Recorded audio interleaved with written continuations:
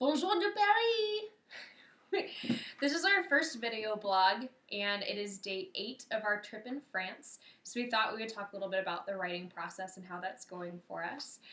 The primary steps that we were planning on going through for the writing process for this project were around writing narrative feature stories. This works for language arts, it works for journalism, it works for yearbook. It's something that a lot of our students go through. So the steps are essentially you choose a topic, you do background research, do interviews, gather multimedia, choose an angle, plan and organize, write a draft, revise that draft, and then edit the final product. As of right now, we've gone through about maybe 3.5 of those steps, 8 or so steps. Mr. Armini, Ms. Gustafson, and I first chose a general topic. We chose immigration in France, and we chose it for a lot of different reasons. We all speak French. We all have some prior knowledge of the subject. The subject here is pretty similar to what's going on in the United States with immigration. And it's a really evolving topic. It's really relevant to our current world. So step 1, check, have a topic. 2, background research. We did some of that before our trip and are still in the process of doing it. We've been working with books, academic articles, news articles, interviews, museums. We've gathered more information than we'll need, and that's really okay. You should have more information than you need before you start writing a story. You can't include everything, but you want everything that you do include to be really strong. So we're good with background information, but still working on it. We're also still working on doing our interviews and gathering multimedia, which is step 3. Photos, videos, audio recordings, etc. Before we start writing, we'll also have to choose an angle or a perspective. My journalism students know that means you have to choose a focus or a lens through which you're viewing this story, a perspective we're telling the story from. We have some ideas. So we've got historical perspectives, similarities to America, the interaction of tourism and immigration in this country, or lack of interaction between those two things. We'll wait until we complete our trip before choosing one of those, or maybe a different one will come up. So here we are, still in the information gathering stages, but starting to reflect more and thinking about drafting.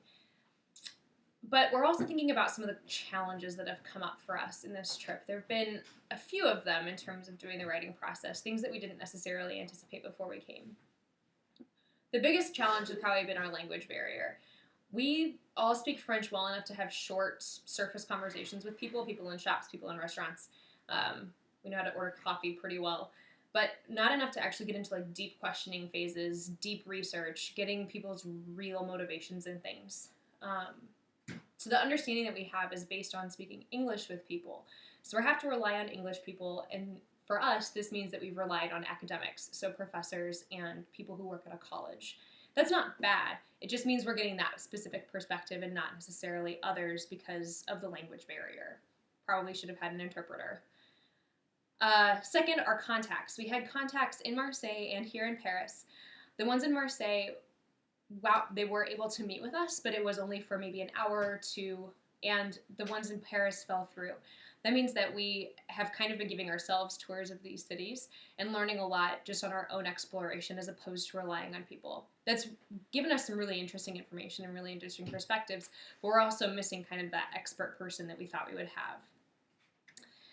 The third issue has been something that comes partly from ignorance on our part. We didn't realize that we would be coming during Ramadan until we already had booked the tickets. And since we're focusing on Muslims and their experience in France, it poses a problem when we had planned on talking to people in cafes. If you're fasting from sunup to sundown, you're probably not hanging out in cafes in the middle of the day. Should have considered that perspective. Finally, the scope of our project is so big, we think we probably could have spent 6 months here and really gotten to know the place and really been able to write well. 10 days is a very small amount of time, so we really have to narrow our focus really well. That being said, we have learned a lot. These are problems that our students face or might not face, but a lot of them probably deal with in the writing process when writing narratives and feature stories and news stories. So I'm identifying with them on the time crunch problem. It's hard to write deep descriptive stories when you have so little time to interview people.